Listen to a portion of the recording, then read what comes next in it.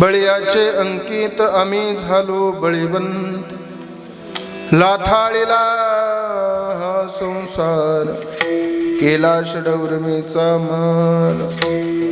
जन धन तन केले तृणाही समान, लाथाळीला संसार केला षडौर्मीचा मान.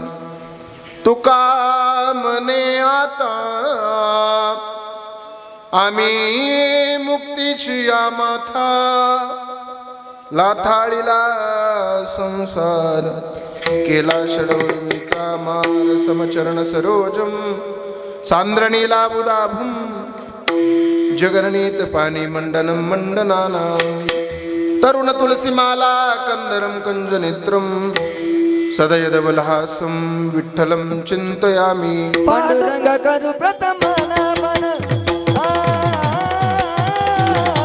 पांडुरंग करू प्रथम नमन, पांडुरंग करू प्रथम नमन, पांडुरंग करू प्रथम नमन, पांडुरंग करू प्रथम नमन.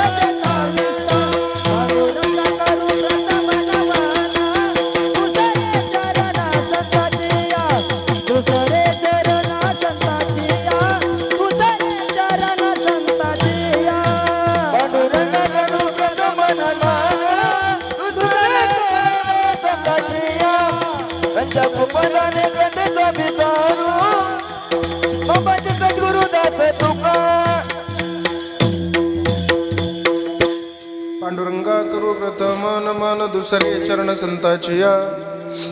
त्यांच्या कृपादाने कथेचा विस्तारू, बाबाजी सद्गुरु दास तुका जयांचे केलिया स्मरण.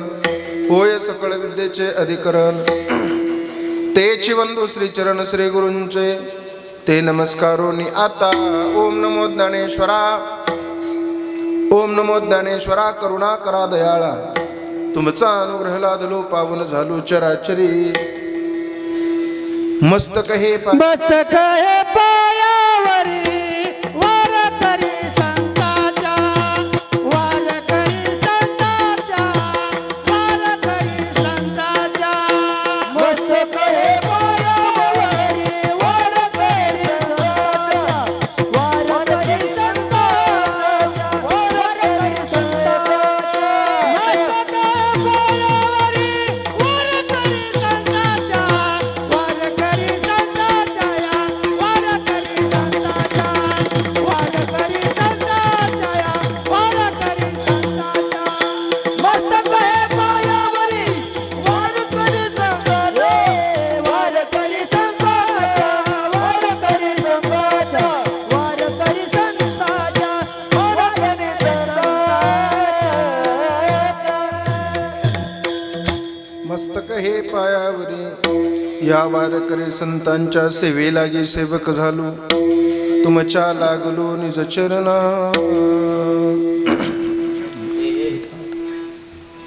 जिथे ज्ञान विज्ञान संजीव होते, जिथे योग विद्येस सामर्थ्य येते, जिथे मानवाला मिळे मोक्ष गाथा, तुझ्या पायरीशी सदा नम्र माथा. तुझ्या मंदिरे आर्थ जीवास तृप्ती, तुझ्या दर्शने लोक स्वानंद गीती. श्रुती धन्य झाल्या तुझे गीत गाता, तुझ्या पायरीशी सदा नम्र माथा. अगाध ज्ञान देवा मुक्ताई परेशान, तुझ्या पायरीशी सदा नम्र माथा. बळीयाचे अंकित आम्ही झालो बळीवंत. लाथाळीला संसार केला षडउर्मीचा मार प्रस्तुत. प्राप्त प्रसंगी प्राप्त स्थळी चिंतन रूपी सेवेसाठी निवडलेला अभंग. या अभंगावर चिंतन करण्यापूर्वी थोडासा परिहार द्यायचा, तो म्हणजे असा. अखिल कोट ब्रह्मांड नायक रुक्मिणी प्राण संजीवन जगत आधार पांडुरंग परमात्म्याच्या असीम आगाध कृपेने थोडा विको एक पॉइंट न कमी करा. श्रीमंत श्री संत जगद्गुरु तुकोबाराय, श्री संत ज्ञानोबाराय या सकल संत मंडळीच्या कृपा आशीर्वादानो आणि या वारकरी संप्रदायातील एक भीष्माचार्य आमचे आदरणीय श्री महंत वसंत महाराज लोळतगावकर यांच्या मार्गदर्शनानं आशीर्वादानं समापन्न होत असणारा भव्य दिव्य अखंड हरिनाम सप्ताह वर्ष 8वे. या 8व्या वर्षामधील 7व्या दिवसाची कीर्तन रूपी सेवा माझ्या वाट्याला आलेली.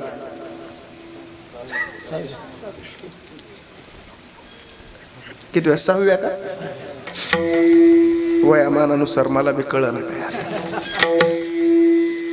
या 8व्या वर्षामधील 6व्या दिवसाची कीर्तन रूपी सेवा माझ्या वाट्याला आलेली. माझी काहीच चूक नाही.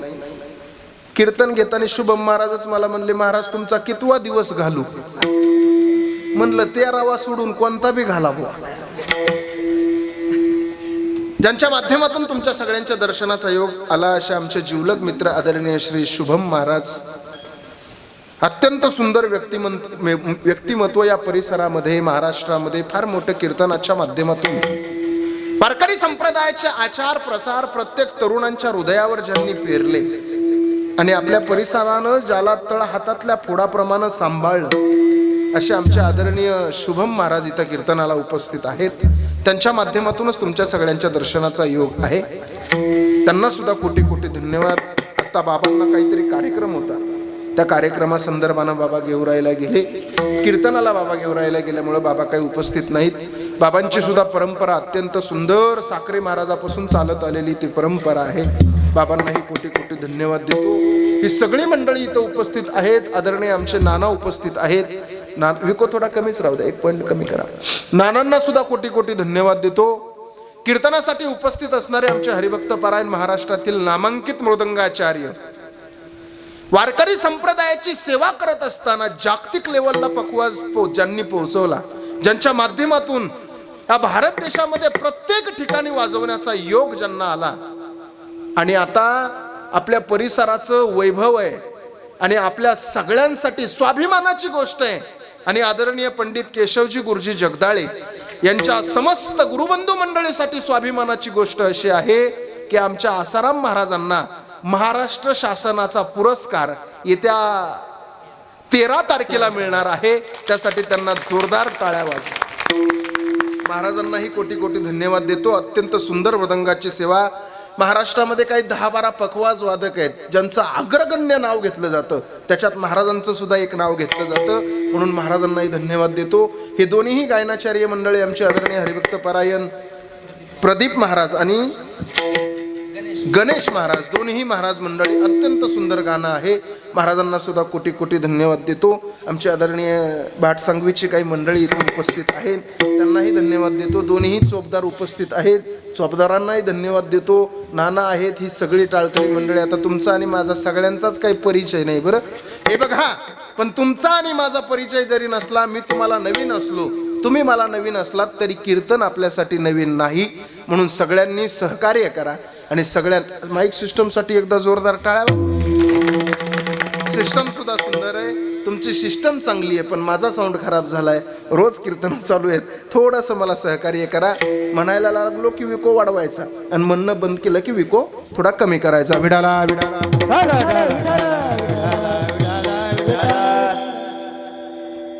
कीर्तन थोडं लक्षपूर्वक ऐका, बारकाईनं ऐका, फार महत्वाचं बोलणार आहे. तुम्ही इथं बसलेली सगळी माणसं कीर्तनासाठी उपस्थित आहात. खरं तर आपण भाग्यवान माणसं आहोत. तात्या, मी नेहमी कीर्तनामध्ये सांगत असतो आपण भाग्यवान आहोत. का भाग्यवान आहोत माहितीये? कोरोनाच्या नंतर सुद्धा आपण या धर्ममंडपामध्ये जिवंत आहोत म्हणजे आपण भाग्यवानच आहोत. लाखो रुपयानं पैसे दवाखान्यामध्ये लोकांनी ओतले तरी दवाखान्यामध्ये लोक वाचू शकले नाही. आपण भाग्यवान आहोत. 2 नंबरचं कारण आपण का भाग्यवान आहोत ऐका. आपला जन्म या महाराष्ट्रामध्ये झाला म्हणून आपण भाग्यवान आहोत. या भारत देशाचे पहिले पंतप्रधान पंडित जवाहरलाल नेहरू नेहमी म्हणायचे, ते म्हणायचे तुमचा महाराष्ट्र खूप भाग्यवान आहे. एका पत्रकाराने त्याला प्रश्न विचारला, का आमचा महाराष्ट्र भाग्यवान आहे? त्यावेळेस पंडित जवाहरलाल नेहरूने दिलेलं उत्तर फार सुंदर आहे. ते म्हणले तुमचा महाराष्ट्र या करता भाग्यवान आहे, ज्या करता या भारत देशामध्ये जेवढे संत जन्माला आले नाही तेवढे संत तुमच्या महाराष्ट्रामध्ये जन्माला. पण ते पुढचं वाक्य फार सुंदर बोलायचे.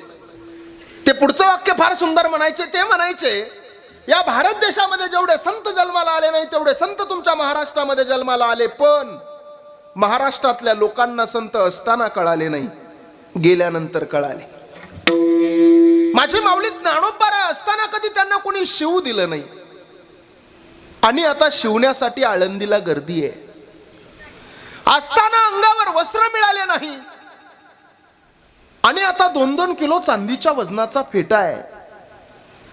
असताना माझ्या ज्ञानोबा रायाला झोपायला जागा मिळाली नाही आणि आता झोपण्यासाठी चांदीचा पलंग आहे. अरे असताना कधी इंद्रायणीला शिवू दिलं नाही का, तर इंद्रायणी बाटेल. आणि आता समाधीला पंचामृताची अंघोळ आहे आणि पंचामृत ठेवण्यासाठी तांब्या पितळाची भांडी नाही, तर चांदीची घागर, चांदीचं गंगालय, चांदीचं पंचपाळा आणि चांदीची पंचारती आहे. अरे असताना मुलं 2-2, 2.5 किलोमीटर अंतरावर माधुकरीसाठी गेली तर दगडा विटा माती शिवाय त्यांना कधी काही मिळालंच नाही आणि आता त्याच मुलांच्या दर्शनासाठी 2-2, 2.5 किलोमीटर अंतरावर रांगा आहेत. अरे असताना माझ्या ज्ञानोबा रायाला कोणी खापर मिळू दिलं नाही आणि आता सोन्याच्या ताटात नैवेद्य आहे. अरे असताना शिवलं की पाप होत होतं आणि आता त्यांना शिवल्यावर माझं पाप निघून जात आहे म्हणून आळंदीला शिवण्यासाठी गर्दी आहे. अरे असताना माझी माऊली पहिल्यांदा पंढरीला निघाली तर अणवाणी पायानं माझ्या माऊलीनं पंढरीची वारी केली. पाय उन्हामध्ये भाजत होते म्हणून वडाची पानं पायाला बांधली आणि पहिली पंढरीची वारी माझ्या ज्ञानोबा रायानं केली. आणि आता माऊली पंढरीला निघाली तर सोन्याच्या पादुका चांदीच्या पालखीत आहेत, चांदीची पालखी चांदीच्या रथात आहे आणि चांदीच्या रथाला बैलजोड कोणाचा जुंपायचा म्हणून निलाव आहे आणि निलावामध्ये ज्याचा नंबर येईल त्याची बैलांसकट आळंदीमध्ये मिरवणूक आहे. अरे असताना कोणी पैठणला न्याय मिळू दिला नाही आणि आता आपल्यावर अन्याय झाला की आपण न्याय मागायला आळंदीला जातो. अरे असताना माझ्या ज्ञानोबा रायाची आई आणि ज्ञानोबा रायाचा बाप निघून गेला. आता तुमच्या माझ्या सगळ्यांची मायबाप माझा ज्ञानोबा झाला. बोला ना, असताना या साधू संताला समाजानं काय दिलं? ज्ञानोबा रायानं, तुकोबा रायानं गाथा निर्माण केला इथपर्यंत आपल्याला माहिती आहे, पण त्या गाथा पाठीमागचे कष्ट कुणाला माहित नाहीत. माहितीये तुम्हाला गाथा कसा निर्माण झाला? ऐका, ज्यावेळेस जगद्गुरु तुकोबा राय अभंग म्हणायचे त्यावेळेस संतांची जगणारे अभंग लिहायला होते, पण तो अभंग बरोबर आहे की चूक आहे याच्यासाठी एक परीक्षा होती. परीक्षा अशी होती की एक नाणं असायचं, ते त्या विस्तवामध्ये लालबुंद करायचं आणि ते नाणं उचलून जिभेवर ठेवायचं. ऐका, तुकोबा रायानं अभंग म्हणायचा, संताजी जगनाडेनं अभंग लिहायचा. तो अभंग बरोबर आहे की चूक आहे पाहण्यासाठी एक लालबुंद तापलेलं नाणं उचलायचं, तुकोबा रायानं जिभेवर ठेवायचं. चटका बसला तर अभंग चुकीचा समजायचा आणि चटका नाही बसला तर अभंग बरोबर समजून गाथ्याला जोडायचा. अरे असे 4,500 चटके माझ्या तुकोबा रायानं खाल्ले, त्यावेळेस कुठं गाथा तयार झाला? याचा अभ्यास आपल्याला नाही महाराज. कधीतरी ते फोनवर पाठीमागं बोलू नका रे कोणी, विडाला विडाला विडाला.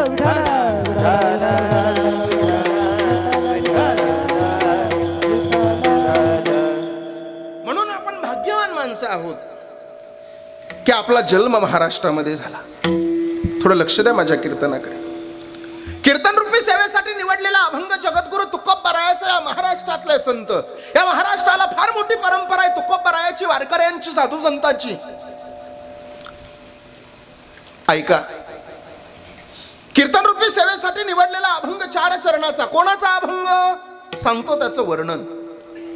साहित्य सोनियाच्या खाणेतून शब्द रत्नांची निर्मिती करणारे, महाराष्ट्र सारस्वताच्या मंडलावर आपल्या तत्वज्ञानाचा कळस ज्या महापुरुषाने चढवला, वेद उपनिषद गीता भागवत याचं मंथन करून पंचवेद गाथ्याची निर्मिती ज्या महाकवीने केली, भंडाऱ्या भामचंद्र घोराड्या डोंगरावर साधना करून देहासकट वैकुंठागमन करून विश्वातला एक अलौकिक चमत्कार इतिहासाच्या पानावर ज्यानं सुवर्ण अक्षरानं लिहिला.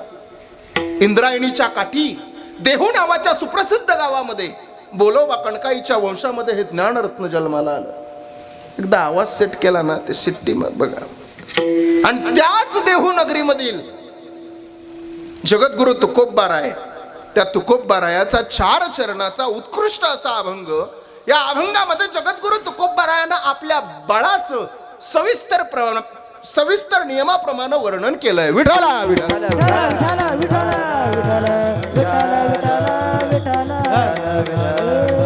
या अभंगामध्ये जगद्गुरु तुकोबराय आपल्या बळाची विशेषत्वानं परिशीलनात्मक सिद्धी करताना आपल्याला पाहायला मिळतं. अभंग 4 चरणाचा उत्कृष्ट सुंदर अभंग अत्यंत गोड. या अभंगामध्ये जगद्गुरु तुकोबराय म्हणतात, मी बळीवंत झालो.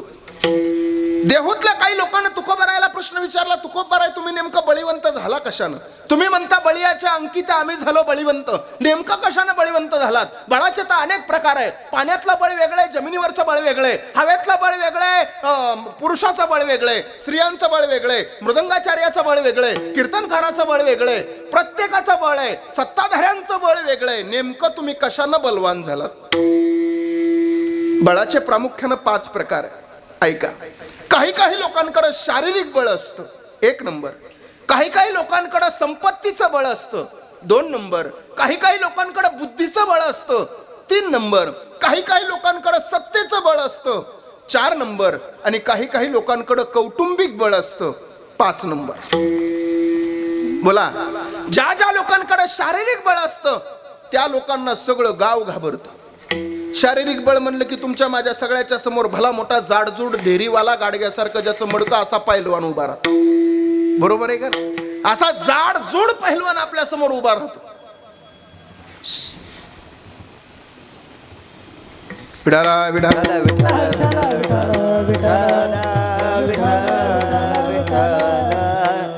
ज्याच्याकडे शारीरिक बळ आहे त्याला संपूर्ण गाव घाबरतो. महाराज तुकोबराय तुमच्याकडे तर शारीरिक बळ नाही. बरं महाराज, हे सुंदर नरदेह आपल्याला देवानं दिलाय. किती सुंदर, 3.5 हाताचा, 2 हात आहेत, 2 डोळे आहेत, 2 कान आहेत, 2 नाक आहेत. तुम्हाला माझी भाषा तर कळती ना? भाषेत बी फरक आहे. त्या लातूरची भाषा थोडी वेगळी आहे महाराज. त्या लातूरला एकदा कीर्तनाला गेलो, 1-2 तास लवकर गेलो. तिथले सरपंच उपसरपंच सगळे माझ्याकडे आले आणि मला म्हणले, काय माहितीये महाराज, बऱ्याच झाल्या तुम्ही लवकर आल्या. म्हणलं गडबडीत मी लुगडं तर निसून नाही गेलो. तेवढ्यात कळालं इकडची भाषाच असली. लय नमुन्याची लोक भेटत आहेत महाराज आम्हाला बी. त्या दिवशी आळे फाट्याला एक भिकारी भेटलं. मी गाडीचा काच खाली केला, त्यानं मला पैसे मागितले. मी खिशातले 5 रुपये काढले आणि त्या भिकाऱ्याला दिले. आसाराम महाराज त्या भिकाऱ्यानं ते 5 घेतले आणि पुन्हा हात पुढे केला. मी म्हणलं, अरे आत्ताच 5 रुपये दिले ना. तो म्हणला अजून द्या ना. मी म्हणलं अजून कशाला? तो म्हणला माझ्या मैत्रिणीला. म्हणलं भिकाऱ्याला बी मैत्रीण आहे का? तो म्हणला तिच्यामुळेच भिकारी झालोय.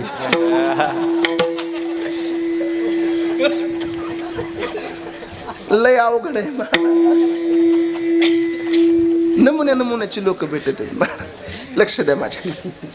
तुकोबरायाला एवढा सुंदर नरदेह साहेब आपल्याला मिळाला. माझी या तरुण पोरांना सगळ्यांना विनंती आहे, पोरांनो, जीवनामध्ये एवढा सुंदर नरदेह मिळाला आपल्याला. या नरदेहाला गुटखा खाऊन, मावा खाऊन, टपरीवर उभा राहून म्हाताऱ्या माणसाची चेष्टा करण्यात व्यर्थ घालू नका. आज आपल्या पोरांना व्यसन लागलंय. व्यसन करता करता म्हाताऱ्या लोकांची चेष्टा करणारी पोरं आपल्या पोटाला जन्माला यायला लागली. अरे ही म्हातारी माणसं इथं जुनी माणसं कीर्तनाला बसलेली आहेत म्हणून या कीर्तनाला शोभा आहे. अजून 10 वर्षानं कीर्तनाला माणसं राहतील का नाही याची पंचायत आहे. म्हणून या तरुण पिढीनं आदर्श म्हणणं अत्यंत महत्वाचं आहे. महाराज कीर्तनाला आलं पाहिजे, टाळ वाजवला पाहिजे, तरुणांना पखवाज वाजवला पाहिजे. म्हाताऱ्या माणसाच्या जीवावर कुठपर्यंत परमार्थ आहे. आता प्रत्येक माणसाला जायचंय महाराज. 10, 15, 20 वर्षाच्या नंतर मंडपमध्ये कीर्तन ऐकण्यासाठी एवढीच गर्दी असली पाहिजे याच्यासाठी आमचा अट्टहास चालू आहे महाराज. ही तरुण कीर्तनकार, तरुण पखवाज वादक वाजवतात हे याच्यासाठीच वाजवतात. आपल्याकडे पाहून तरुणानं वारकरी संप्रदायामध्ये आलं पाहिजे. म्हणून मी नेहमी एक वाक्य बोलत असतो, साहेब तुम्ही जर सोन्याच्या माळा गळ्यामध्ये घातल्या तर चोरांच्या नजरा तुमच्यावर पडतील. तुम्ही जर सोन्याच्या माळा गळ्यामध्ये घातल्या तर चोरांच्या नजरा तुमच्यावर पडतील. पण तुम्ही तुळशीची माळ गळ्यामध्ये घातली तर माझ्या पांडुरंगाची नजर तुमच्यावर पडेल. म्हणून गळ्यामध्ये पवित्र तुळशीची माळ घालणं अत्यंत महत्वाचं आहे. हा सुंदर नरदेह आपल्याला देवाला दिला. किती सुंदर आहे ऐका. देवाचे उपकार आहेत आपल्यावर. मी नेहमी एक उदाहरण सांगत असतो. या सप्ताहामध्ये ते उदाहरण सांगणं सुद्धा अत्यंत गरजेचं आहे. शुभम महाराज एक 80 वर्ष देवाचे आपल्यावर किती उपकार आहेत ऐका. कीर्तनाकडे लक्ष द्या थोडं. मला विक्षेप बिलकुल जमत नाही. ऐका देवाचे आपल्यावर किती उपकार आहेत थोडं लक्ष देऊन ऐका. एक 80 वर्षाचा म्हातारा माणूस दवाखान्यामध्ये गेला आणि त्या 80 वर्षाच्या म्हाताऱ्याने डॉक्टरला सांगितलं, डॉक्टर साहेब माझ्या हृदयामध्ये काहीतरी अडचण आहे. डॉक्टर म्हणले तुमच्या हृदयाचं ऑपरेशन करावं लागेल. 80 वर्षाचं म्हातारा म्हणतंय, डॉक्टर साहेब काय खर्च लागायचं ते लागू द्या पण माझ्या हृदयाचं ऑपरेशन झालं पाहिजे. त्या 80 वर्षाच्या म्हाताऱ्या माणसाला डॉक्टरनं ऑपरेशन थिएटर मध्ये नेलो. त्याचं हृदय काढलं आणि हृदय काढून एका काचाच्या भांड्यामध्ये सांभाळून ठेवलं. 3 तास ऑपरेशन चाललं. 3 तासाच्या नंतर ऑपरेशन सक्सेस झालं. 80 वर्षाचं म्हातारा उठून उभा राहिलं, डॉक्टरांच्या समोर गेलं आणि डॉक्टरांना बोलू लागलं, डॉक्टर साहेब अहो डॉक्टर साहेब गेले 3 तास तुम्ही माझं हृदय काचाच्या भांड्यामध्ये सांभाळून ठेवलं. माझं ऑपरेशनही सक्सेस झालं. तुमचं बिल किती झालं? डॉक्टरानं बिल काढलं आणि 80 वर्षाच्या म्हाताऱ्याच्या हातात दिलं. म्हाताऱ्यानं बिल पाहिलं आणि म्हाताऱ्याच्या डोळ्यातलं पाणी गालावर आलं. बिल होतं 8 लाख रुपये. 8 लाख रुपये बिल पाहिल्याच्या नंतर म्हातारं रडायला लागलं. डॉक्टरांना वाटलं पैसे जास्त झाले म्हणूनच बाबा रडताय की काय. डॉक्टर म्हणले, ओ बाबा अहो गेली 3 तास तुमचं हृदय मी काचाच्या भांड्यामध्ये सांभाळून ठेवलंय. 8 लाख रुपये बिल जास्त वाटत असेल तर 1 लाख रुपये कमी करतो पण रडू नका. त्या 80 वर्षाचं म्हातारं काय म्हणलं माहितीये? त्या 80 वर्षाचं म्हातारं म्हणतंय, डॉक्टर साहेब अहो डॉक्टर साहेब 3 तास तुम्ही माझं हृदय काचाच्या भांड्यामध्ये सांभाळून ठेवलं. माझं ऑपरेशनही सक्सेस झालं. आता मी ठणठणीत झालो. 8 लाख रुपये काय तुम्ही 12 लाख रुपये जरी बिल काढलं असतं तरी मी हसत हसत दिलं असतं. डॉक्टर म्हणले, मग बाबा तुम्ही रडता का? किती सुंदर उत्तर दिलं त्या म्हाताऱ्यानं. ते म्हातारा बाबा म्हणताय, डॉक्टर साहेब मी या करता रडतोय. गेले 3 तास तुम्ही माझं हृदय काचाच्या भांड्यामध्ये सांभाळून ठेवलं तर 8 लाख रुपये बिल काढलं. पण गेले 80 वर्ष झालं माझा देव माझं हृदय सांभाळतोय पण माझ्या देवानं मला बिलच पाठवलं नाही म्हणून रडायला येतं.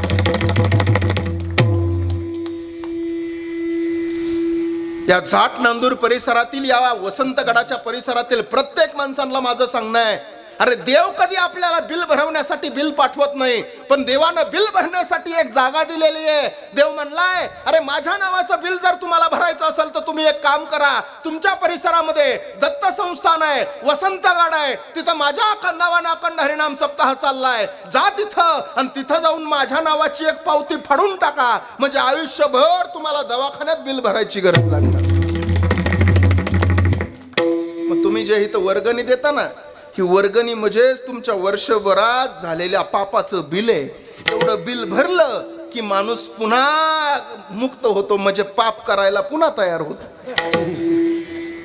म्हणजे पाप करायचेच म्हणावं महाराज. ऐका म्हणून प्रत्येकाला विनंती आहे, आज 6वा दिवस आहे, उद्या 7वा, परवा 8वा. या 2 दिवसामध्ये ज्याची बिलं भरायची राहिली असतील त्यांनी आपोआपले बिल ताबडतोब क्लिअर करून टाका. कारण एवढाले मोठाले पखवाज वादक इथं बोलवायला आणि एवढाले कीर्तनकार बोलवायला बिल भरावेच लागतील महाराज. विठाला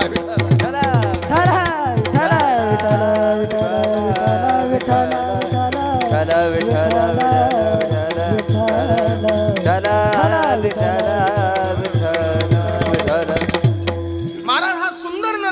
मनाच्या मालकानं आपल्याला दिला.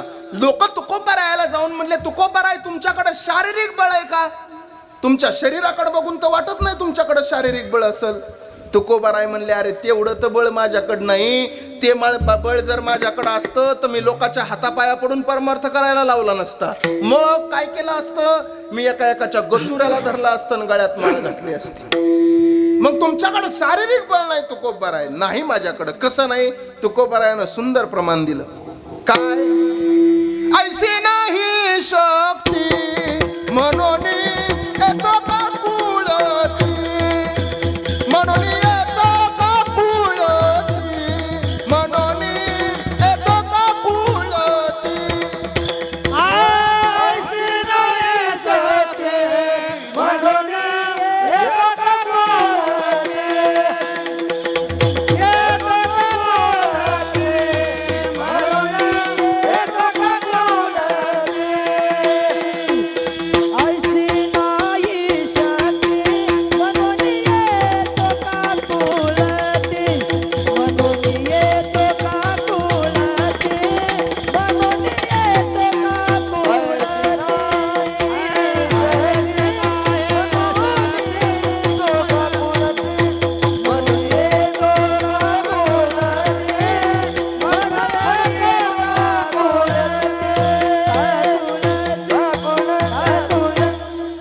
टाळ्या वाजवा महाराज.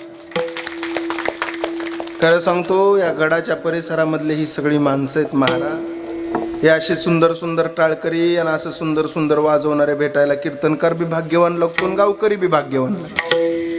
नाही तर कधी कधी एवढं अवघड आहे महाराज. त्या जालना जिल्ह्यात कीर्तन होतं माझं. कीर्तनाला गेलो, टाळकऱ्याची साथ एवढी वाईट भेटती कधी कधी, कोरोनाची साथ बरी वाटत. त्या गावाला कीर्तनाला गेलो, काल्याचं कीर्तन माझं शुभम महाराज. मी कीर्तनात अभंग घेतला. रंगने रांगत गुलगुला बोलत, रंगने रांगत गुलगुला बोलत. पाठीमागचे सगळे भजनी म्हणत होते, रंगने रांगत गंगुला बोलत. कसं करायचं महाराज? अवघड आहे. आज फार सुंदर साथ आहे महाराज, त्याच्यामुळे कीर्तन 4 वाजूस तर सोडित नाही मला. हा जमतंय का? तुम्हाला काय जमतंय? मला मुंबई गाठायची आहे. विठाला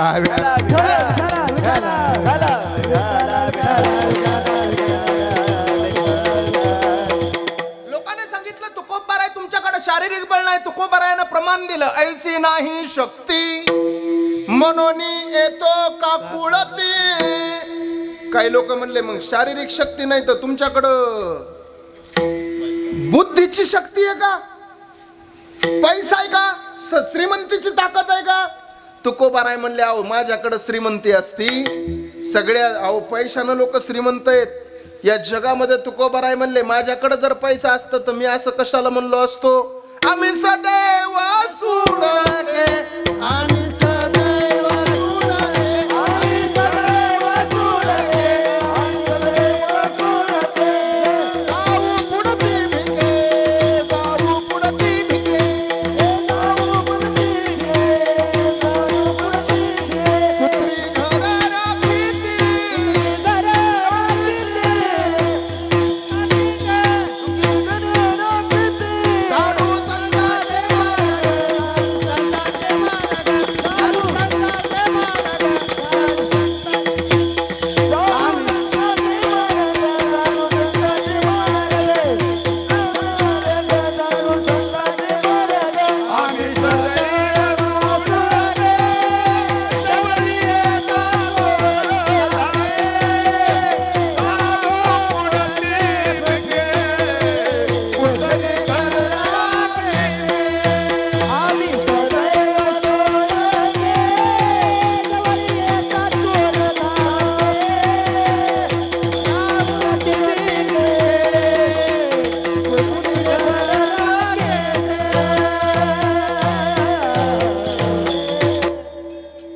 वारकरी संप्रदायातील सगळ्या संतांना लीनता घेतलेली. तसं पाहायला गेलं तर जगद्गुरु तुकोबारायासारखा मोठा सावकार नाही, नाथ महाराजांसारखे श्रीमंत नाही, तरी सुद्धा सगळ्यांनी सांगितलं लहानपण देगा देवा. आणि सगळ्या वारकरी संप्रदायातील संतांची एकनिष्ठता अत्यंत महत्वाची आहे. एकनिष्ठता कशी असली पाहिजे सांगतो तुम्हाला. एकनिष्ठता होती गवळणींची कृष्णासोबत, एकनिष्ठता होती पांडवांची कृष्णासोबत, एकनिष्ठता होती वानरांची रामासोबत, आणि एकनिष्ठता होती मावळ्यांची छत्रपती शिवाजी महाराजांसोबत. निष्ठा असली पाहिजे. काय पांडवांची निष्ठा होती महाराज, सांगू तुम्हाला एकनिष्ठता कशी होती, ऐका. या महाभारतामध्ये काशीप्रसाद जयस्वाल नावाची एक व्यक्ती सांगून गेली की भ्रुवक्षत्र नावाचा एक राजा आहे, आणि त्या भ्रुवक्षत्र नावाच्या राजाला एक पोरगा झाला. त्या पोराचं नाव आहे हस्ती. त्या हस्ती नावाच्या पोरानं जे गाव निर्माण केलं त्या गावाचं नाव हस्तिनापूर. त्या गावाचं पहिलं नाव हस्तिनापूर, दुसरं नाव इंद्रप्रस्थनगर, तिसरं नाव योगिनिकपुरा, चौथं नाव सिरी, पाचवं नाव किलासिरी, सहावं नाव लालकोट, सातवं नाव जहापना, आठवं नाव तुबलकाबाद, नववं नाव मुबारकबाद, दहावं नाव फिरोजाबाद, 11वं नाव अकबराबाद, 12वं नाव देहली, 13वं नाव चिराग देहली, 14वं नाव दिल्ली, आणि 19 फेब्रुवारी 1931 इंग्रज अधिकारी व्हाईसराय यानं तिचं नाव ठेवलं नवी दिल्ली. त्या दिल्लीची नावं बदलली पण वैभव नाही बदललं. अजूनही लोकसभेचे स्पीकर ओम बिर्ला जिथं बसतात ना, त्याच्या पाठीमागे एक श्लोक लिहिलेला आहे, धर्मचक्र परिवर्तनाय. दिल्लीचं तख्त हे धर्म अधिष्ठानाची वाट पाहत राहतं. शिट्टी मारत असतील तर बाकीचे माईक बंद करा. काशीप्रसाद जयस्वाल नावाची व्यक्ती, भ्रुवक्षत्र नावाचा राजा, त्याला एक पोरगा झाला, त्याचं नाव आहे हस्ती. हस्तीला पुढे एक पोरगा झाला, त्याचं नाव आहे नहुष. नहुषचा पोरगा ययाती, ययातीचा पुरू, पुरूचा कृकण्यव, कृकण्यवचा मतिनार, मतिनारचा सेविनार, सेविनारचा दिविरथ, दिविरथचा अधिरथ, अधिरथचा नवरथ, नवरथचा तपलीचा, तपलीचा वृक्ष, वृक्षाचा संवारण, संवारला पुढे एक मुलगा झाला, त्याचं नाव आहे कुरु. म्हणून त्या घराण्याला नाव पडलं कुरुवंश. त्यांच्याच कुलामध्ये पुढे एक मुलगा झाला, त्याचं नाव आहे प्रतीप. त्याला 3 मुलं, देवापी, बाल्लिक, शांतनू. देवापी संन्यासी झाला, बाल्लिक महाभारत युद्धामध्ये मेला, आणि शांतनू हस्तिनापुराचा राजा झाला. त्या शांतनूला गंगा नदीपासून झालेला आणि वाचलेला एक मुलगा, त्याचं नाव आहे देवव्रत. त्यानं भीष्म प्रतिज्ञा केली म्हणून त्याचं नाव पडलं भीष्माचार्य. त्याची दुसरी बायको, तिचं नाव आहे सत्यवती. तिला 2 मुलं, एकाचं नाव विचित्रवीर आणि दुसऱ्याचं चित्रांगत. त्यांच्याच कुलामध्ये पुढे 2 मुलं झाली, एकाचं नाव पंडू आणि दुसऱ्याचं धृतराष्ट्र. पंडू नावाचा राजा, त्या पंडू नावाच्या राजाला पृथा नावाची एक बायको आहे, जिचं खरं नाव पृथा आहे, पण तुम्ही आम्ही सगळेजण तिला कुंती असं म्हणतो. त्या पृथेला विवाह कालापूर्वी एक मुलगा झाला, ज्याचं नाव आहे वसुसेन. आपण सगळेजण त्याला कर्ण असं म्हणतो. आणि विवाह कालाच्या नंतर तिला 3 मुलं झाली, धर्मराज युधिष्ठिर, भीम आणि अर्जुन. तिची सवत मद्र देशातील एका राजाची मुलगी, तिचं नाव आहे माद्री. तिला 2 मुलं, एकाचं नाव नकुल आणि दुसऱ्याचं सहदेव. इकडे धृतराष्ट्र नावाचा राजा, त्या धृतराष्ट्र नावाच्या राजाला एक बायको आहे, जिचं नाव आहे गांधारी. त्या गांधारीला कधी नावं ठेवू नका महिला मंडळ. त्याचं कारण आहे, गांधारी सारखी पतिव्रता श्री नाही. अरे स्वतःच्या नवऱ्याला दिसत नाही म्हणून दिसत असताना सुद्धा डोळ्यावर पट्टी बांधून उभं आयुष्य मालकासाठी जिने खर्च केलं, तिचं नाव आहे गांधारी. त्या गांधारीला 100 पुत्र आहेत. त्या गांधारीचं माहेर आहे गांधार. त्या काळातलं गांधार म्हणजे अलीकडचं कंधार, अलीकडचं कंधार म्हणजे आत्ताचं कंदार, आणि आत्ताचं कंदार म्हणजे अफगाणिस्तानची राजधानी. अफगाणिस्तान सुद्धा आत्ता आहे. 1929ला उपस्थान, नंतर उपस्थान, नंतर अफगाणिस्तान. 1985 सार्क परिषदेची स्थापना, आणि 2002 सार्क परिषदेचा 8वा देश म्हणून अफगाणिस्तान भारताच्या पंक्तीला बसला. माझा इतिहास मला तिकडे घेऊन जायचं नाही, मला मुद्दा एकनिष्ठतेचा सांगायचं आहे. ऐका, निष्ठा कशी होती महाराज. महाभारताचं युद्ध ठरलं, आणि महाभारताचं युद्ध ठरल्याच्या नंतर दुर्योधन आणि अर्जुन दोघंही श्रीकृष्ण परमात्म्याकडे मदतीची याचिका मागण्यासाठी गेले. असाराम महाराज, ज्या वेळेस मदतीची याचिका मागण्यासाठी श्रीकृष्ण परमात्म्याकडे जायचं होतं, त्यावेळेस कृष्ण झोपलेला होता.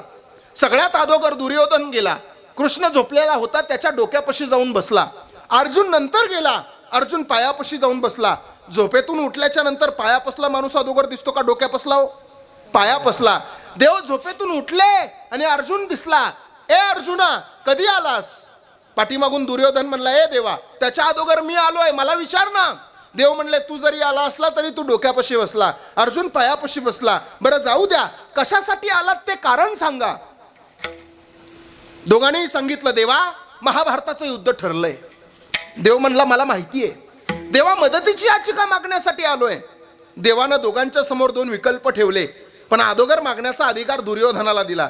देवानं सांगितलं एका बाजूनं माझं 56 कोटी यादव सैन्य लढल आणि एका बाजूनं मी एकटा लढल. ज्या बाजूनं मी लढल त्या बाजूनं हातामध्ये शस्त्र घेणार नाही, अस्त्र उचलणार नाही.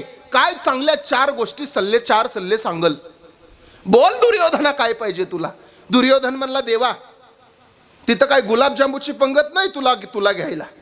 देवा तुझं 56 कोटी यादव सैन्य मला दे. देवानं देऊन टाकलं. अर्जुना बोल तुला काय पाहिजे. अर्जुन म्हणला देवा मला काही नको, मला फक्त तू पाहिजे. ऐका, देवानं 56 कोटी यादव सैन्य दुर्योधनाला दिलं. दुर्योधनाला आनंद झाला, आता माझा विजय होणार, मी हस्तिनापुराचा सम्राट होणार. म्हणून हातामध्ये पान आणि सुपारीचा विडा दुर्योधनानं उचलला आणि राजदंडाच्या पायऱ्या दुर्योधन उतरू लागला. ज्या वेळेस दुर्योधन राजदंडाच्या पायऱ्या उतरत होता त्यावेळेस श्रीकृष्ण परमात्म्याच्या बाजूला अर्जुन उभा होता. देव अर्जुनाकडे पाहून हसले. अर्जुनानं सांगितलं देवा का हसलात. देव अर्जुनाला काय म्हणले माहितीये. अर्जुन हार तो तेरी पक्की है, सदा रहेगा तू उदास. अर्जुन हार तो तेरी पक्की है, सदा रहेगा तू उदास. अरे माखन तो दुर्योधन ले गया, तेरे पास बचा खाली छास. अर्जुन होता तो. ऐकायचं तर पुढे. अर्जुन होता तो काय म्हणला माहितीये. भगवान, निष्ठेवर किती भरोसा असला पाहिजे. अर्जुन म्हणला भगवान जीत तो मेरी ही होगी, भगवान जीत तो मेरी ही होगी, दास रहता है कभी उदास. भगवान जीत तो मेरी ही होगी, दास रहता है कभी उदास. अरे माखन से क्या लेना मुझे, माखन चोर है मेरे पास. निष्ठा अत्यंत महत्वाची. काही लोकांना तुकोबा राहायला प्रश्न विचारला का हो तुकोबा राय बुद्धीचं बळ आहे का तुमच्याकडं. कारण ते तर सगळ्यात श्रेष्ठ आहे. ज्ञानोबरानं हरिपाठात सांगितलंय बुद्धीचे वैभव अन्य नाही तुझे, बुद्धीचे वैभव अन्य नाही तुझे, बुद्धीचे वैभव अन्य नाही. बुद्धिवानाचा भरणा भरलेला आहे महाराज. एका गुरुजीनं मेडिकल टाकलं. किती बुद्धिवान लोक. एका गुरुजीनं मेडिकल टाकलं. आता गुरुजीचा आणि मेडिकलचा काय अर्थार्थी संबंध आहे का हो. गुरुजीनं मेडिकल टाकलं आणि त्या MBBS MD झालेल्या डॉक्टरच्या दवाखान्या पुढेच टाकलं. आणि त्या दवाखान्यावर त्या मेडिकलवर गुरुजींनी एक पाटी लावली होती, गुण आला तर 500, नाही आला तर 1000. गुरुजीचं मेडिकल MBBS MD झालेल्या डॉक्टरपेक्षा चांगलं चालायला लागलं. गुण आला तर 500, नाही आला तर 1000. एवढी मेडिकलवर गर्दी. पण त्या डॉक्टरला वाटलं MBBS MD झालोय, माझ्याकडं चिलाटी आहे ना. आणि गुरुजीकडे मरणाची गर्दी. नेमकं गुरुजी काय करतोय म्हणून डॉक्टरच परीक्षा घ्यायला गेले. डॉक्टर गेले म्हणला गुरुजी मेडिकलवर पाटी लावली, गुण आला तर 500, नाही आला तर 1000. गुरुजी म्हणले हो. मग मला थोडा आजार आहे. म्हणजे काय आजार आहे. ते म्हणले लय दिवस झाले. डॉक्टर म्हणले लय दिवस झालं गुरुजी जेवणच चांगलं चाललंय पण ते जिबीला चवच राहिली नाही. गुरुजी म्हणले हाताखालच्या पोराला एक काम कर बाळा, त्या 4 नंबरच्या कप्प्यामधली 3 नंबरची बाटली काढ.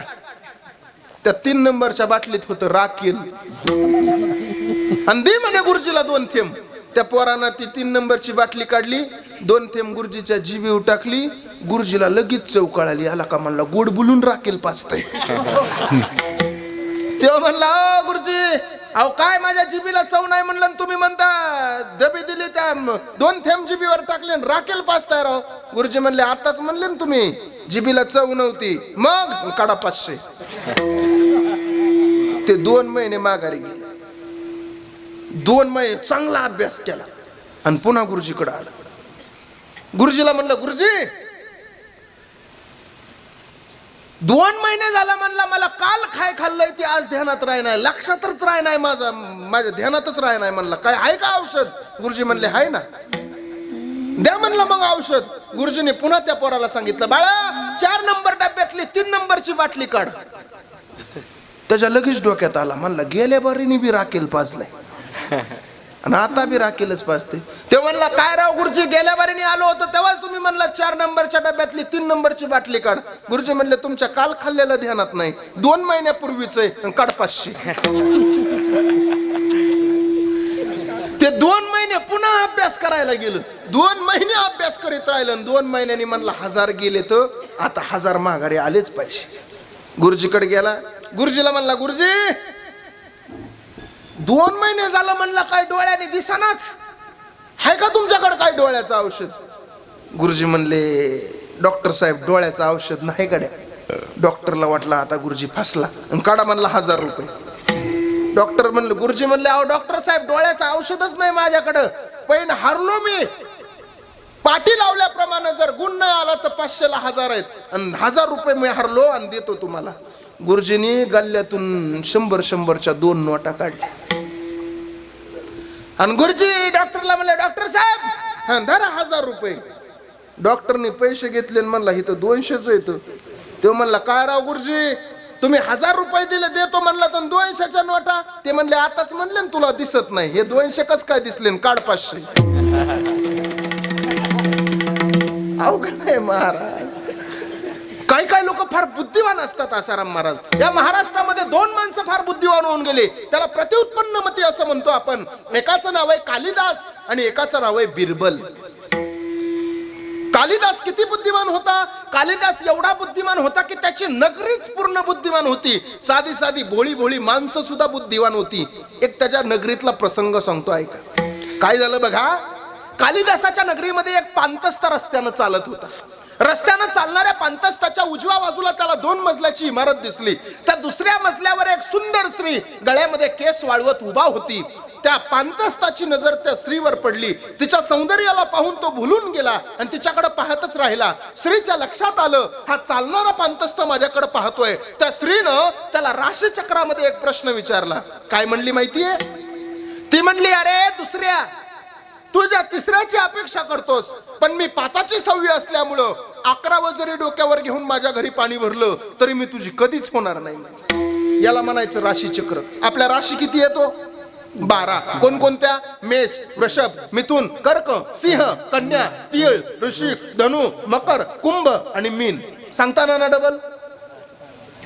12 राशी आहेत आपल्या. कोणकोणत्या? मेष, वृषभ, मिथुन, कर्क, सिंह, कन्या, तूळ, वृश्चिक, धनु, मकर, कुंभ आणि मीन. ती काय म्हणली माहितीये? अरे दुसऱ्या तुझ्या 3ऱ्याची अपेक्षा करतोस. दुसरी रास कोणती? वृषभ. वृषभ म्हणजे बैल. 3री रास कोणती? मिथुन. मिथुन म्हणजे विषयक सुख. ती म्हणते, अरे बैला तुझ्या विषयक सुखाची अपेक्षा करतोस, पण मी 5ची 6वी असल्यामुळं 5वी रास आहे सिंह, 6वी रास आहे कन्या. मी सिंहाची मुलगी असल्यामुळं 11व जरी डोक्यावर घेऊन माझ्या घरी पाणी भरलं तरी मी तुझी होणार नाही. 11वी रास आहे कुंभ. कुंभ म्हणजे घडा. घडा डोक्यावर घेऊन माझ्या घरी पाणी भरलं तरी मी तुझी कधीच होणार नाही. याला म्हणायचं बुद्धिवान. याला म्हणाय. याच्याही पलीकडे बिरबल होता महाराज. बिरबल तर एवढा बुद्धिमान होता. किती बुद्धिमान? एक प्रसंग सांगतो ऐक. बिरबलाच्या जीवनामध्ये बिरबलाच्या बुद्धीचा अपमान करायचा ठरवला अकबर बादशाहनं. सगळ्या अष्टप्रधान मंडळाला समोर बोलवलं आणि बिरबलाला समोर बोलवलं आणि बिरबलाचा अपमान करायचा ठरवला. काय म्हणला माहितीये राजा? बिरबला, अरे बिरबला रात्री मला एक स्वप्न पडलं. त्या स्वप्नामध्ये आपण दोघं शिकारीला चाललो होतो, पण शिकारीला जात असताना आपण दोघं गप्पा मारायला लागलो. गप्पा मारता मारता समोर 2 खड्डे आले. आपण दोघंही दोन्ही खड्ड्यात पडलो. पण बिरबला तू ज्या खड्ड्यात पडला तो खड्डा घाणेनं भरलेला होता. मी ज्या खड्ड्यात पडलो तो खड्डा मदानं भरलेला होता. सगळं माणसं हसायला लागले. बिरबल घाणीत पडला, बिरबल घाणीत पडला. पण बिरबल म्हणजे एवढा बुद्धिमान होता. बिरबल म्हणजे दुसरा कपिल शर्माच महाराज. बिरबल काय म्हणला माहितीये? ओ राजेसाहेब काय योगा योगा हो. अहो राजेसाहेब मला सुद्धा हेच स्वप्न रात्री पडलं. आपण दोघं शिकारीला चाललो होतो आणि शिकारीला जात असताना गप्पामध्ये रममान झालो. समोर 2 खड्डे लागले. आपण दोन्ही खड्ड्यात पडलो. मी ज्या खड्ड्यात पडलो तो खड्डा घाणेनंच भरलेला होता. तुम्ही ज्या खड्ड्यात पडला तो खड्डा मदानच भरलेला होता. पण राजेसाहेब तुमचं स्वप्न खड्ड्यातच राहिलं, माझं स्वप्न खड्ड्याच्या बाहेर आलं. खड्ड्याच्या बाहेर आल्यावर मी तुम्हाला चाटत होतो आणि तुम्ही मला चाटत होता. याला म्हणायचं बुद्धिवान. तुकोबारायाला सांगितलं तुम्हाला बुद्धी आहे का हो? तुकोबारायाने काय सांगितलं माहितीये? अल्प माझी मती मनोनी येतो का फुलती, मनोनी येतो का फुलती, मनोनी येतो का फुलती.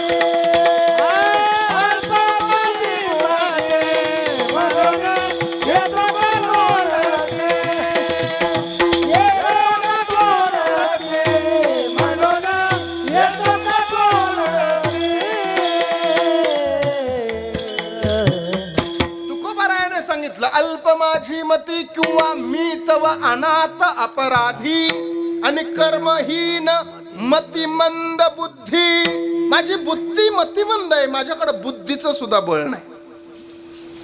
मग काही लोक म्हणले तुकोबार आहे, तुमच्याकडं बुद्धीचं बळ नाही, तुमच्याकडं कुटुंबाचं बळ नाही, तुमच्याकडं कशाचंच बळ नाही, मग आता बाकीचे बळ पाहायला थोडा वेळ कमी का हो तुकोबार आहे?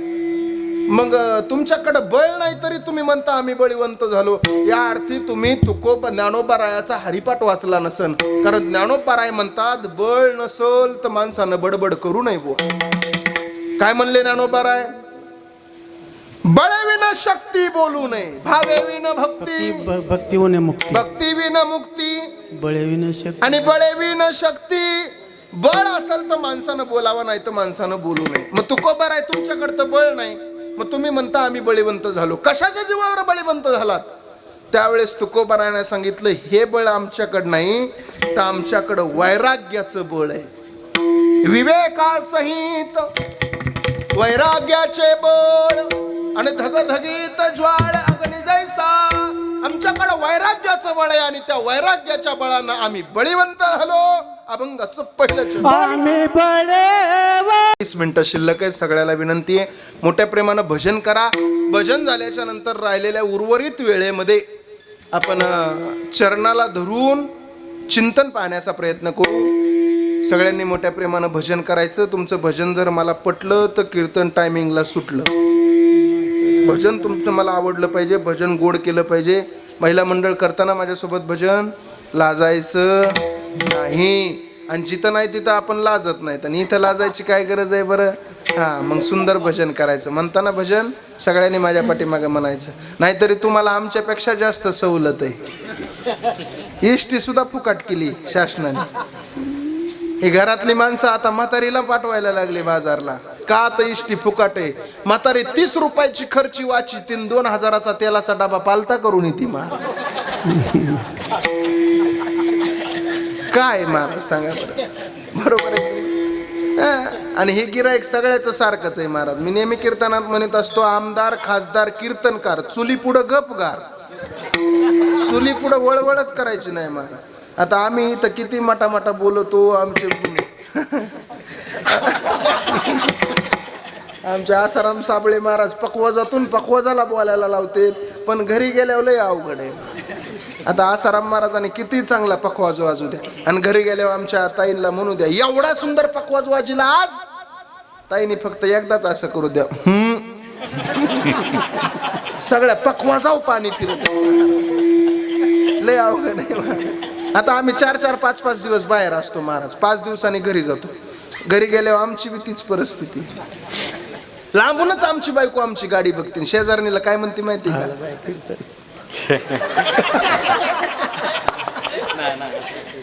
ओके, कमी पैशात कीर्तन करायचे परिणाम आहेत.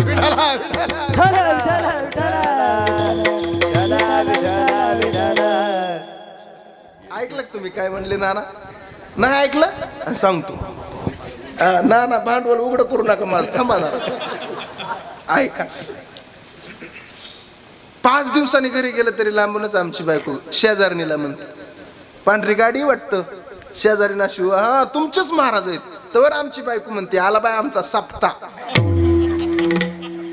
हो का, सप्ता आहे का काय? काय अवघड आहे महाराज. अरे तुमच्याकडेच एवढं सगळं आहे महाराज. सरकारला माझी विनंती आहे, सोशल मीडियाच्या माध्यमातून सरकारने 50% आरक्षणातच बायका ठेवा. ह्यांना जर 100% आरक्षण दिलं तर चूल चपाती लाटणं सगळं आमच्याकडे येण्याची दाट शक्यता आहे. त्याच्यामुळे त्यांना 50% आरक्षणातच ठेवा एवढी विनंती आहे महाराज. काय खरंय महाराज सांगा बरं. आताच काही लोकांची परिस्थिती आहे. आराम एखाद्याला विचारलं ना आपण, रामभाऊ कुठं चालला? ते म्हणतो चाललो दळायला. पहिलं बाया जात्यावर दळायच्या, आता माणसं डोक्यावर डबे घेत गिरणीला जाते. बरोबर आहे का नाही? अवघड झालंय महाराज. त्याच्यामुळं महिला मंडळ चांगलं भजन म्हणा. काही लोकांना भाषेत बी फरक महाराज. लय अवघड लोक भेटत आहेत. आता इथं गुळ ठेवायची पद्धत आहे. इकडे गुळ असतो ना इथं ठेवलेला, इकडं नाही पद्धत. गावागावात आहेत का? हा असू दे. गुळ ठेवण्याची काय काय जागेवर पद्धत आहे महाराज. त्या राजापूरला कीर्तन होतं आणि कीर्तन चालू होतं महाराज. कीर्तनामध्ये एक पोरग गुळ ठेवायचं इथं आसाराम महाराज. ते गुळ ठेवायचं, मला असा घसा कोरडा पडला की मी गुळ खायचो. पण मी बारकाईनं त्या पोराकडे बघितलं, ते अगोदर नाकात बोट घालायचं आणि पुन्हा गुळ ठेवायचं. पुन्हा माझ्या लक्षात आलं खाल्लेला गुळ कितपर्यंत चांगला आहे बुवा. लय अवघड माणसं भेटत आहेत महाराज कधी. खरंय महाराजांचं. ऐका, चला सगळ्यांनी माझ्या पाठीमागे सगळ्यांनी म्हणायचं. म्हणता ना सगळ्यांनी म्हणा. नामदेव जनाबाई. सजीव चाललाय जरा मोठ्याने म्हणा, मोठ्याने. नामदेव जनाबाई. हा, सोपान काका मुक्ताबाई. नामदेव जनाबाई. सोपान काका मुक्ताबाई. नामदेव जनाबाई. टाळी काही वाजत नाही.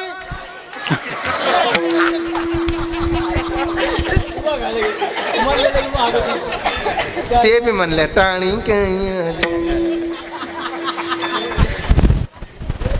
अवघड आहे महाराज. जाऊ द्या, तुम्ही भजन केलं त्याबद्दल मनापासून धन्यवाद.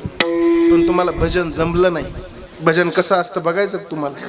कसं असतं भजन माहिती आहे का तुम्हाला? भजन बघा कसं असतं ना. आता आमचे माणसे भजन करते, तेवढं भजन ऐकून ते घरी घेऊन जा. एवढं सुंदर भजन असतं. तुमच्या जीवावर लय वजनात बोललोय.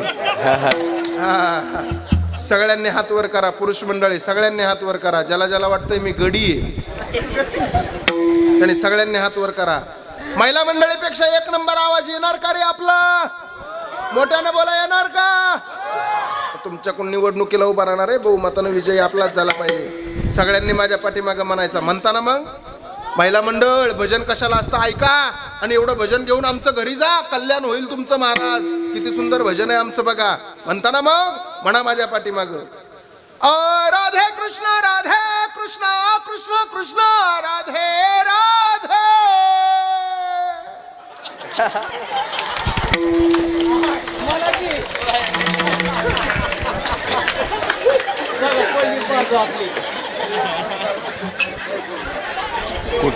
अरे मग सगळं डिपॉझिट जप्त केलं रे तुम्ही. एखादा तरी मतदान पडू द्यायचं ना. तुम्ही तुमच्यासाठी टाळ्या वाजवा एकदा. सगळ्यांनी मोठ्या प्रेमाने भजन करा. तुले हरी का नाम विठ्ठल पांडुरंग. हातवर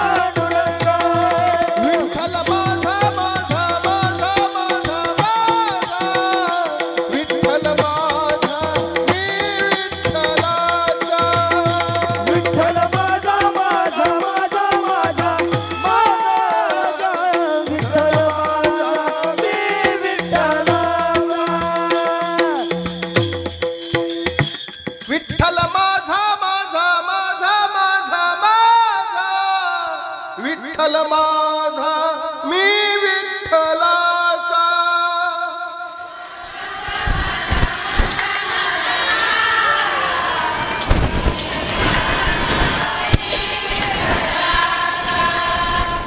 विठ्ठल माझा मी विठ्ठलाचा.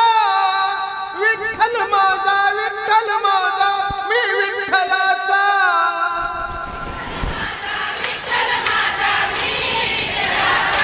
वा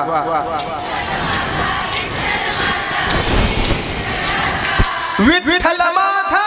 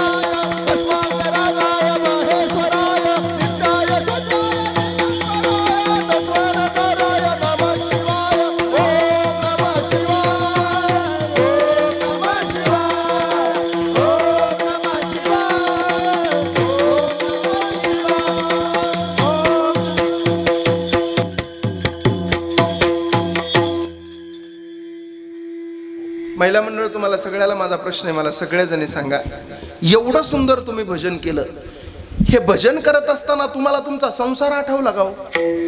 बोला ना. देवासोबत एकरूप होण्याचं एकमेव साधन कोणतं असेल तर त्याचं नाव आहे नामचिंतन. विठोबार कुमाई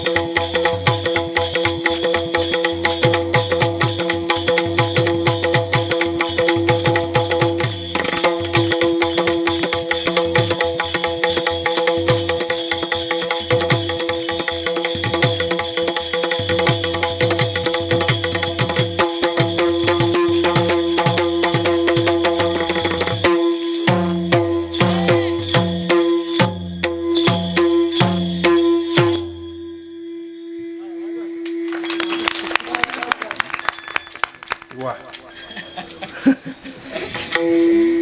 ही संस्कृती आहे महाराज, हा धर्म आहे महाराज आपला, हा जपला पाहिजे महाराज, हा टिकला पाहिजे महाराज.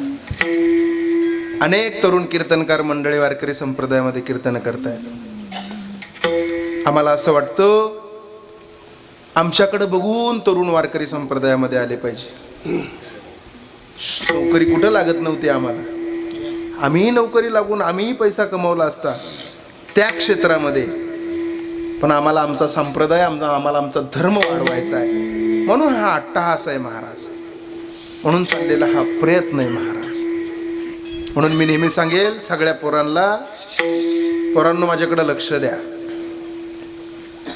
त्या पाटलिनीला कोणी आदर्श मानू नका. सध्या लोक येडे झाले त्या गौतमी पाटलाच्या नादी. त्या पाटलिनीकडे पाहून आपली तरुण पोरं आदर्श मानायला लागली तिला. त्या पाटलिनीकडे पाहून पाटलीनं आपला आदर्श नसतो. तुम्हाला आदर्शच मानायचा असेल तर या देशाच्या राष्ट्रपती असणाऱ्या प्रतिभाताई पाटलांचा माना. त्या पाटलिनीच्या कुठं नादी लागता महाराज. त्याच्यामुळे माझी गंमत आहे सांगण्याची, ऐका. फिल्म इंडस्ट्रीमध्ये ऍक्ट्रेस शॉर्ट कपडे घालतात आपल्याला अट्रॅक्ट करण्यासाठी. फिल्म इंडस्ट्रीमध्ये हिरोईन या शॉर्ट कपडे घालतात पोरांनो आपल्याला अट्रॅक्ट करण्यासाठी. पण आपली आई 36 जागेवर फाटलेलं लुगडं नेसून संसार चालवते, कारण आपल्याला प्रोटेक्ट करण्यासाठी. आपल्याला प्रोटेक्ट करायचं असतं तिला महाराज. म्हणून संस्कृती जपायला शिका. ही आमची संस्कृती आहे, हा आमचा धर्म आहे महाराज. म्हणून मी सांगतो ऐका, निष्ठेला फार महत्व आहे. या वारकरी संप्रदायातील सगळ्या संतांनी निष्ठा निष्ठा निष्ठा एकधरीला चित्ती आम्ही रुक्माईचा पती फक्त देवासोबत भाव जोडलेला आहे. समचरण दृष्टी विठेवरी साजिरी तेथे माझे हरी वृत्तीला हो पतिव्रते जैसा प्रकार प्रमाण अम्मा नारायण तैशा परी. देवासोबत देवाची भक्ती करत असताना एकनिष्ठतेने केलेली आहे. सांगू द्या मला, लक्ष द्या माझ्या कीर्तनाकडे. निष्ठाच तुम्हाला बघायची असेल तर या भारत देशातील सैनिकाची निष्ठा तुम्ही सगळ्यांनी पाहिली पाहिजे. रात्रन दिवस हातामध्ये बंदूक घेऊन आपण या सुखानं शांततेनं कीर्तन करावी, आनंदानं आपला संसार करावा. म्हणून भारत देशाची सेवा करण्यासाठी तिथं हातामध्ये बंदूक घेऊन डोळ्यामध्ये तेल घालून उपस्थित आहेत त्या सैनिकांसाठी एकदा जोरदार टाळ्या वाजवा. एवढा प्रसंग होऊस तर कोणी माईक मध्ये गुणगुण करू नका. ऐका, एका सैनिकाची कहाणी सांगतो तुम्हाला. काय निष्ठा असते देशाविषयी. 20-20, 25-25, 23-23 वर्षाची पोरं तरणी बाण हातामध्ये बंदूक घेऊन या भारत देशाची सेवा करतात. या कोरोनाच्या काळामध्ये 2017-18 एक पोरगा भरती झाला होता. कोल्हापूर नावाचा जिल्हा आहे आणि त्या कोल्हापूर जिल्ह्यामध्ये विजय जाधव नावाचा एक पोरगा राहत होता. त्याला एक भाऊ आहे जो एका पायानं अपंग आहे. त्याला एक बायको सुंदर, एक 5 वर्षाची मुलगी आणि एक म्हातारा बाप आहे आणि म्हातारी आई आहे. 2018 पोराला भरतीचं लेटर आलं. विजय, तुम्ही या देशाच्या सेवेसाठी तुम्हाला ऑर्डर दिलेली आहे. तुम्ही या देशाच्या सेवेसाठी उपस्थित राहा आणि या देशाची सेवा तुमच्या हातून घडावी. ते पत्र वाचलं त्यानं आणि पत्र पाहिल्याच्या नंतर त्याच्या डोळ्यातलं पाणी गालावर आलं. एक पॉइंटनं विको द्या. त्याच्या डोळ्यातलं पाणी गालावर आलं आणि बापाला सांगायला लागला, बाबा आजपर्यंत मी मेहनत करतोय, ते फक्त एवढ्याच दिवसासाठी सीमेवरून पत्र आलं, बाबा भारत देशाची सेवा करण्यासाठी जायचंय बाबा. बापाकडे आला. बापानं सांगितलं, विजय, अरे एक भाऊ अपंग आहे का तुझा? अरे ह्या घराचा सगळा कारभार तू पाहतो आणि तू देशाच्या सेवेसाठी गेला तर घराचं कसं होणार? त्यानं सांगितलं, बाबा काळजी करू नका, बाबा मी येत राहील. 2018 पोरग भरती झालं मंडळी. लक्ष द्या माझ्याकडे. 2019 कोरोना आला, त्याला घरी नाही येता आलं. 2020 कोरोनाची दुसरी लाट, त्याला घरी नाही येता आलं. आणि 2021 उजाडलं. आता मात्र दिवाळीची सुट्टी तैनात झाली. कोरोना हळूहळू कमी झाला आणि त्या विजयला एक पत्र आलं, विजय इस दिन दीपावली, इस साल में दीपावली के दिन आप घर जा सकते हो, आपकी छुट्टियां मंजूर हो चुकी है. त्यानं पत्र पाहिलं आणि घरी आईला फोन लावला. आई, अगं लग्न झाल्यापासून गेली 3 वर्ष झालं मी घरी आलो नाही. आता या दिवाळीला मी घरी येणार आहे आई, काय आणू तुला? आईनं सांगितलं, लेकरा 3 वर्ष झालं तुझं तोंड पाहिलं नाही. मला काही नको, फक्त माझ्या डोळ्याच्या समोर येऊन एकदा उभा राहा. तुला पाहिलं की सगळं जग माझ्या पायापाशी असल्यासारखं वाटतं बघ. बायकोनं फोन घेतला, धनी धनी धनी कधी येता धनी, 3 वर्ष झालं तुम्हाला पाहिलं नाही मालक, कधी येता. दिवाळीच्या प्रतिपदेला येतो, पाडव्याला येतो, या मालक वाट पाहते तुमची. काय आणू तुला, काही नको मालक, काही आणू नका, फक्त तुम्ही या मालक. तेवढ्यात 5 वर्षाच्या पोरीनं फोन हातातून घेतला आणि 5 वर्षाची पोरगी म्हणली, पप्पा या दोघींना काही आणू नका, पण मला मात्र एक फ्रॉक घेऊन या बरं, माझे कपडे फाटलेत पप्पा. ऐका ना, हळूहळू दिवाळी जवळ आली आणि आता उद्या बलिप्रतिपदा आहे. बलिप्रतिपदा म्हणजे दिवाळीचा पाडवा. दिवाळीच्या पाडव्याच्या दिवशी बायको ही नवऱ्याला ओवाळत असते. सकाळी 5:30 वाजता विजय येणार होता, म्हणून सकाळी 4चा अलाराम लावला त्याच्या घरच्यानं. सगळ्यांनी अलाराम लावला. अलाराम सकाळी 4 वाजता वाजला. सगळेजण उठून बसले, सगळ्यांनी आंघोळ्या केल्या. 5 वर्षाची पोरगी सकाळी आंघोळ करून प्रांगणात जाऊ लागली आणि सगळ्यांना सांगायला लागली, अरे आता माझे पप्पा येणार, आता माझे बाबा येणार, एवढी वर्ष झालं माझ्या बाबाला पाहिलं नाही, माझे बाबा मला कपडे आणणार.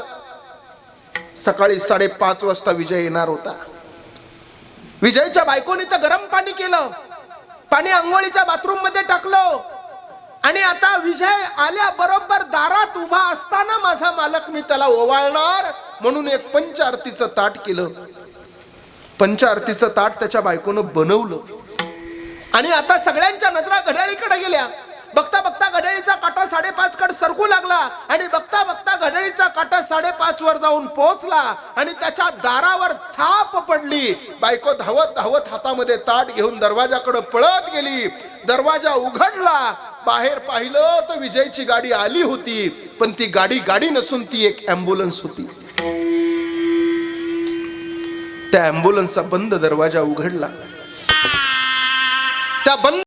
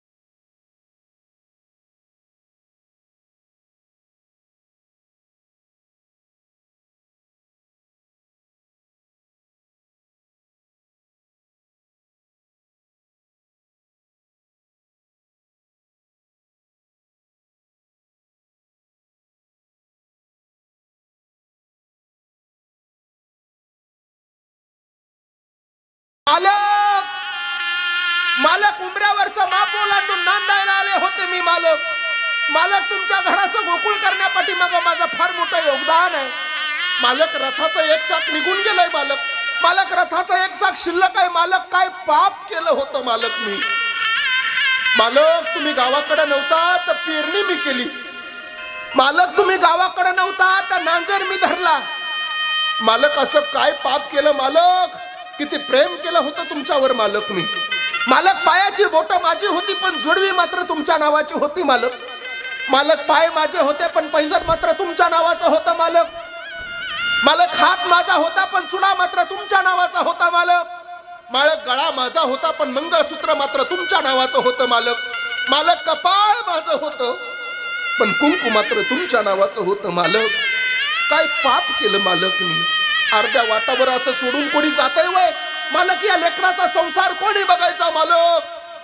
म्हणून त्याची बायको रडत होती. वाईट एका गोष्टीचं वाटलं मंडळी. 5 वर्षाचं लेकरू तिथं आलं आणि ते 5 वर्षाचं लेकरू प्रेताकडे बघून काय म्हणलं माहितीये बाबा. 5 वर्षाचं लेकरू प्रेताकडून बघून म्हणतंय बाबा उठा ना बाबा. उठवा ना माझ्या बाबाला कोणीतरी. उठवा ना माझ्या बाबाला कोणीतरी. का झोपलेत माझे बाबा. त्यावेळेस सगळी माणसं म्हणायला लागली बाळा तुझे बाबा आता देवाच्या घरी गेले. पोरींनो एक सांगू. सगळ्यात जास्त तुमच्यावर जर कोणाचं प्रेम असेल ना पोरींनो तर सगळ्यात जास्त तुमच्यावर तुमच्या बापाचं प्रेम असतं. ही गोष्ट कधी लक्षात राहू द्या. पोरगी मला आहे. पोरगी आसाराम महाराज. 5-5 वर्ष आमच्या लेकरांच्या 5-5 दिवस 6-6 दिवस आमच्या लेकरांच्या भेटी होत नाही महाराज. हे कीर्तन तुम्हाला सोपं वाटतं. अरे रात्रभर प्रवास करावा लागतो महाराज. रात्रभर मृत्यूसोबत झुंजत असतो आम्ही कितीही चांगलं चाललो तरी कोणची गाडी आमच्या अंगावर येईन आणि कधी आम्हाला घेऊन जाईल हे कोणाला सांगता येत नाही महाराज. 5-5 दिवस आमच्या लेकरांच्या भेटी होत नाही. आमची मुलगी आहे महाराज. आसाराम महाराजाला माहिती आहे. रात्री 2 वाजता जरी घरी गेलो ना दादा मी एक हॉर्न दिला ना लगेच ते 5-1.5 वर्षाचं लेकरू उठून बसतो महाराज. तिला काय कळतंय अजून. काही कळत नाही महाराज. पोरींनो तुम्हाला विनंती आहे. तुमच्यावर सगळ्यात जास्त प्रेम करणारा तुमचा बाप आहे. पोरींनो जर तुम्हाला तुमचा बाप समजून घ्यायचा असेल तर एक काम करा. एकुलता एक भाऊ असू द्या तुम्हाला आणि त्या एकुलत्या एक भावाला घेऊन कपड्याच्या दुकानात जा. आणि त्या एकुलत्या एक भावाला घेऊन कपड्याच्या दुकानात गेल्याच्या नंतर कधीतरी तुमच्या बापाला तपासा. अरे एकुलत्या एक भावाच्या कपड्याची किंमत तुमचा बाप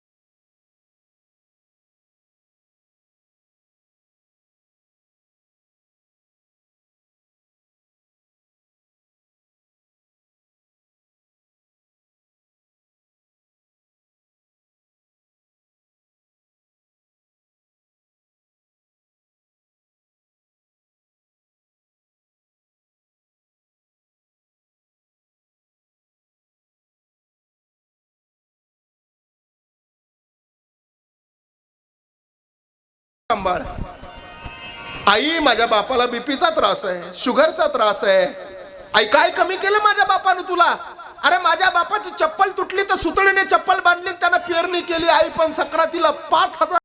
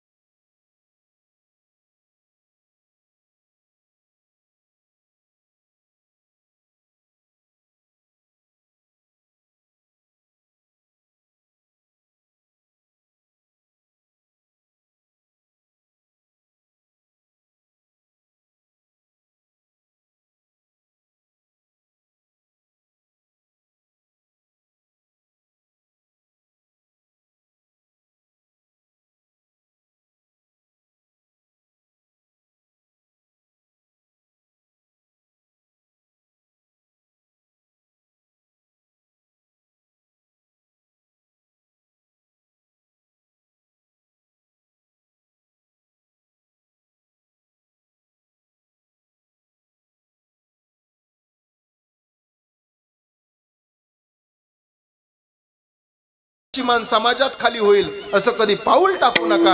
हाच तुमचा परमार्थ.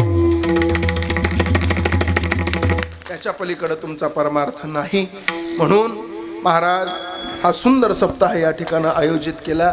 आमचे आदरणीय वसंत महाराज, आदरणीय शुभम महाराज, ही सगळी शुभम महाराज मित्रमंडळी आहेत. सगळ्यांना कोटी कोटी धन्यवाद देतो. कीर्तनासाठी उपस्थित असणारे आमचे आदरणीय आसाराम महाराज उपस्थित आहेत, त्यांनाही कोटी कोटी धन्यवाद देतो.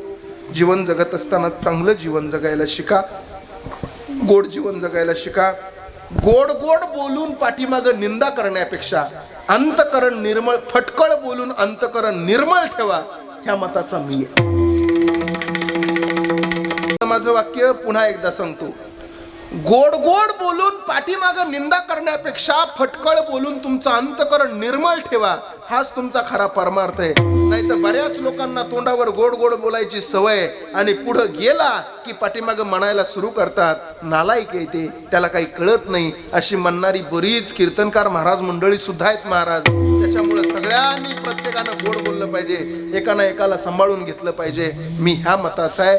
म्हणून सगळ्याला विनंती असेल, इथून पुढचं सगळ्यांचं जीवन सुख समृद्धीचं आनंदाचं जावो अशी माऊलीत ज्ञानोबा यांच्या चरणी प्रार्थना करतो. आणि झालेली कीर्तन रूपी सेवा याच ठिकाणी समर्पित करतो. 11 वाजले बरोबर. सगळ्यांना कोटी कोटी धन्यवाद. काही चुकलं असेल तर माझं मला परत करा. जे चांगलं असेल ते नक्की घेऊन जा. कारण जीवनामध्ये ह्या सगळ्या गोष्टी करणं अत्यंत महत्त्वाचं आहे. धर्माकडे लक्ष देणं अत्यंत महत्त्वाचं आहे महाराज. म्हणून मी नेहमी सांगत असतो, हे आमच्या आसाराम महाराजांची फार महाराज इथं सुंदर तुम्हाला जवळच परिसरामध्ये आता 1 जूनला महाराजांची भव्य दिव्य संस्था होणार आहे. त्या संस्थेचं उद्घाटन आहे. सगळ्याला विनंती आहे, आपली ही सगळी तरुण पोरं, लहान लहान लेकरं या प्रत्येकाच्या हृदयावर ज्ञानोबा तुकोबाचे विचार पडले पाहिजे. इथं बसलेल्या प्रत्येक म्हाताऱ्या माणसांना माझं विनंती आहे, बसलेल्या प्रत्येक बापाला आणि आईला माझी विनंती आहे, तुम्हाला जर तुमचं पोरग आई आणि बाप म्हणून हाक मारावं म्हातारपणीपर्यंत असं वाटत असेल तर या वारकरी संप्रदायातील या वारकरी शिक्षण संस्थेमध्ये तुमचं पोरग टाकणं अत्यंत गरजेचं आहे. आणि महत्वाचा विषय सांगतो, संस्था अनेक आहेत या महाराष्ट्रामध्ये, भरपूर संस्था झाल्यात महाराज, पण संस्थेमध्ये विद्यार्थी टाकत असताना संस्था चालकाची पारख करून टाका. महाराष्ट्र शासनानं स्वीकारले आमच्या साबळे महाराजांना, भारत देशानं स्वीकारले आमच्या साबळे महाराजांना. जर भारत देश महाराजांना स्वीकारू शकतो तर आपण का नाही स्वीकारू शकत? आपली सगळी लेकरं, या परिसरातली लेकरं महाराजांच्या संस्थेमध्ये गेली पाहिजेत, अशी माझी सगळ्यांना विनंती आहे. महाराष्ट्रातलं एक फार मोठं नाव आहे आमच्या महाराजांचं, त्यांना सुद्धा कोटी कोटी धन्यवाद देतो. इथंच माझ्या सेवेला विराम देऊन याच ठिकाणी आमचे आदरणीय पुण्यवाणी हे यूट्यूब चॅनल या ठिकाणी आहे, दादांना सुद्धा कोटी कोटी धन्यवाद आणि याच ठिकाणी सेवेला विराम. ज्ञानेश्वर